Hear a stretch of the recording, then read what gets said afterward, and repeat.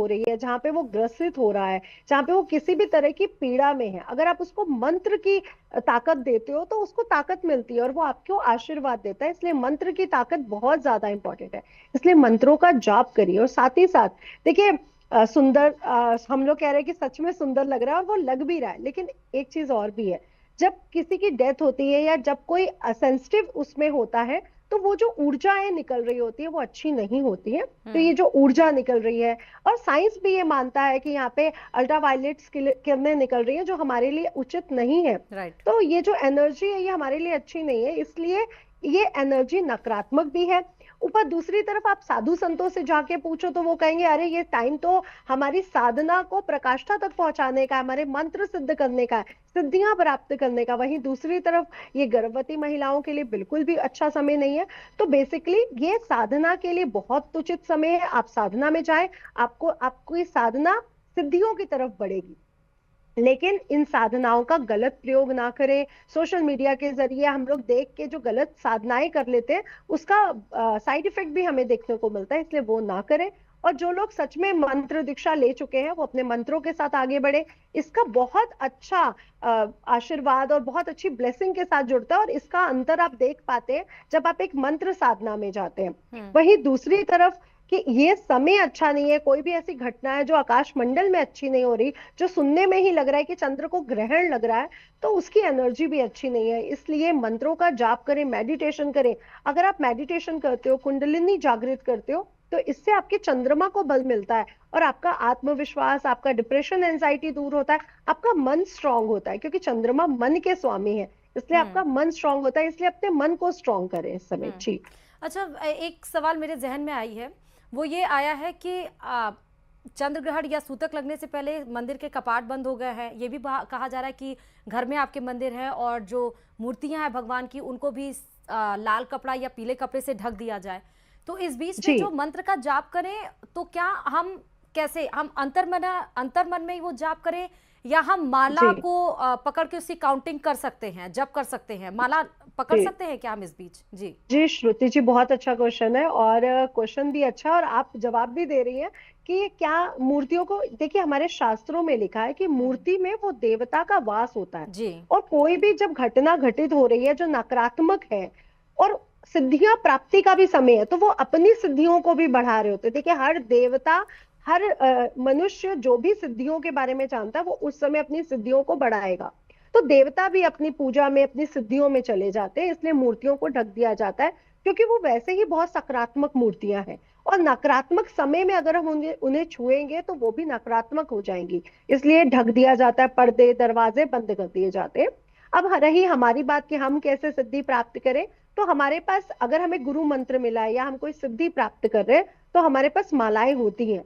Otherwise आपके पास कोई माला नहीं होती है, क्योंकि जो लोग राम राम कर रहे हैं, राधे राधे कर रहे हैं, या कोई मंत्र ऐसे ही पढ़ रहे हैं, उनके पास कोई बेसिकली माला नहीं होती है। रुद्राक्ष की माला कई बार लोगों के पास होती है। जो भी माला आपके पास है उससे आप मंत्र जाप कर सकते हैं। वैसे ये पूरा समय कोई काउंटिंग का नहीं रह गया कि आप माला को गिने, आप जितना कर सकते हैं उतना अच्छा है। जी। ये 3.5 घंटा, तो आप इस समय पूरे समय अगर मंत्र जाप करते रहे, हवन करें, तो वैसे ही बहुत अच्छा है। इसलिए आप पूरा टाइम करें, माला है तो अच्छी बात है। और कहीं पे आसन बिछा ले, फर्श पे, सोफे पर।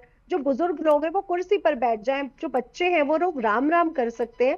तो जो भी मंत्र आप पढ़ोगे, इसका सच में आप 6 मंथ में इसका अंतर देखोगे कि मैंने चंद्र ग्रहण के समय कोई भी मंत्र का जाप किया, मेरी लाइफ में चेंजेस दिख रहे हैं मुझे। तो वो चेंजेस हमें देखने को मिलते हैं, क्योंकि जो चंद्र ग्रहण का साइड इफेक्ट है वो भी लोगों पर 3 महीने देखने को मिलेगा। तो मंत्रों का जाप का भी इम्पैक्ट हमें देखने को मिलेगा। जी अच्छा, श्रुति जी। मंत्रों की जाप हो रही है तो एक सवाल और इससे रिलेटेड है मेरा ज्योतिषाचार्य जी, वो ये कि मंत्रों का जाप बहुत बार हमने देखा है कि बोल के किया जाता है, आपके मुंह से आवाज आती है, आप जो भी मंत्र जाप करते हैं, काउंटिंग चैंटिंग करते हैं। तो क्या जी। इस समय चंद्र ग्रहण में भी हमें वैसे बोल के ही करना है, या अंतर्मना में ही ये मंत्र का जाप करना है, आवाज मुंह से नहीं निकालनी है? देखिए मंत्र को 3 तरह से जी। जपा जाता है, और जी। कुछ मंत्रों के लिए विशेष कहा जाता है, जिससे गायत्री मंत्र है कि हम्म। सुबह के समय तो आप बोल सकते हैं, शाम के समय सूर्यास्त के बाद आप उसका उच्चारण नहीं कर सकते, जी। मन में कर सकते हैं। जी। तो हर मंत्र की एक अपनी विधि और अपनी एक उसकी वो है। तो आप क्योंकि ये मन को, हमारे मन को वो लग रहा है। तो मन में अगर हम किसी भी मंत्र का जाप करते हैं तो यहाँ पर मन से किया गया जाप, जो मानसिक पूजा है उसका प्राविधान है। जो हम्म। बोलकर की जाने वाली पूजा उसका प्राविधान नहीं है। हम्म। दूसरा मैं कहना चाहूंगी कि हर मंत्र जब जितना ज्यादा नाभि से बोला जाएगा वो उतना ऊर्जात्मक हो जाएगा। और कोई मंत्र अगर गले में यानी मन में बोला जाएगा वो नाभि से कम ऊर्जात्मक होगा। और जो मंत्र मुंह से बोला जाता है, क्योंकि गुरु मंत्र और जो विशेष मंत्र होते हैं वो मुंह से नहीं बोले जा सकते, इसलिए उसकी ऊर्जा और कम हो जाती है। हाँ, नॉर्मल जो चीजें हैं, ओम नमः शिवाय, हनुमान चालीसा, वो आप बोल बोल के कर सकते हैं, लेकिन हर मंत्र बोल के नहीं किया जा सकता। और इसलिए आज की रात को भी मन के देवता की पूजा कर रहे तो मानसिक मंत्रों का जाप करिए, मानसिक पूजा करिए। जी। जैसे गणेश चतुर्थी के दिन एक विशेष भगवान गणेश जी की एक मंत्र का जाप होता है, तो चंद्र ग्रहण के दिन भी क्या कोई विशेष मंत्र का जाप है निशा जी? जी, जैसे चंद्र को ग्रहण लग रहा है तो हम्म। ओम श्राम श्रीम श्रोम सहा चंद्रमसे नमः का आप जाप कर सकते हैं। ओम सोमाय नमः का जाप कर सकते हैं। ओम चंद्रशेखराय नमः का जाप कर सकते हैं। ओम चंद्राय नमः का जाप कर सकते हैं। वैसे उसका जो वैदिक मंत्र है वो ओम श्राम श्रीम श्रोम सा चंद्रमसे नमः है, इसका जाप करिए। अदरवाइज आप ओम नमः शिवाय, क्योंकि चंद्र देवता शिव जी से जुड़े हुए, उन्होंने जी। अपने मस्तक पे उनको धारण किया हुआ है, हम्म। तो उनका भी जाप कर सकते हैं।